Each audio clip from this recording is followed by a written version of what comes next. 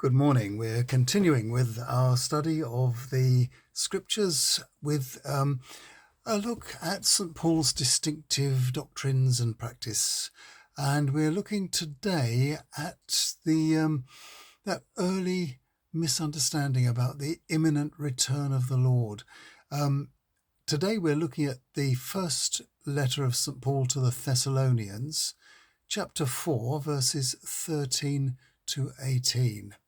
And I'll turn you around so you can see the scripture as I read it. You are our brothers and sisters, and we owe it to you to tell you the truth about those who have already died.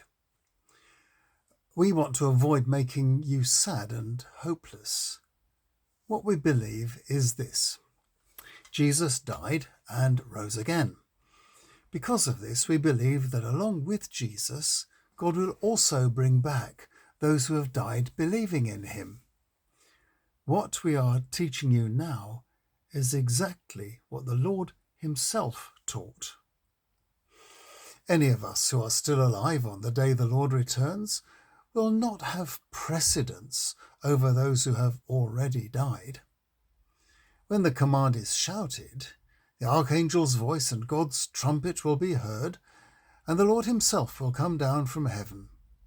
Christ's believers who have died will rise to life first, and then us. We who are still alive at that time will be gathered up along with them, and in the clouds above we will meet the Lord. After that we will always be with the Lord. Encourage one another with these words. The early years of Christianity were haunted by the Lord's words at the Last Supper as he consecrated the cup of wine. "Take this and share it," he said. "I tell you that from now on I shall not drink of the fruit of the vine until I drink it new in my Father's kingdom." Words like these appear in Matthew, Mark, and Luke, and they imply a swift return of the Lord. In the little apocalypse in Mark chapter 13, the expectation of a swift return was amplified with these words: "This generation will not pass away until all these things have taken place." There is a degree of ambiguity in what Jesus says. Is he referring to his resurrection, or is he referring to the coming disaster and destruction of Jerusalem and the temple? Or is he talking about the end of the world? Or is he joining these ideas together for us and teaching us something new about the nature of time and history? The misunderstanding about how soon Jesus was likely to return persisted for a long time, and it gave rise to a fear amongst at least this one congregation that Christians who had died before Jesus came back would miss out on his promised blessings.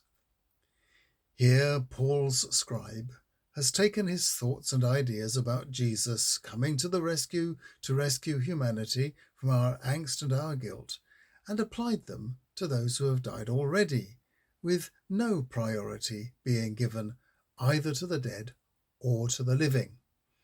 The emphasis in this scripture is often to remind us that no one knows when the day of the Lord will come, any more than we can know in advance the day of our own death. The good news teaches us not to fear either death or judgment day. Jesus comes not to condemn, but to save. A vivid imagination is brought to bear on what it might be like on the day Jesus comes, with lovely poetic images of Jesus descending in triumph and calling the dead and the living faithful up to meet him in the clouds. It is better Never to take poetic images literally, of course, but we might like to try grasping the elation expressed here. Well, tomorrow we see a different part of the struggle people had to adjust to new Christian standards in their lives. I will see you tomorrow.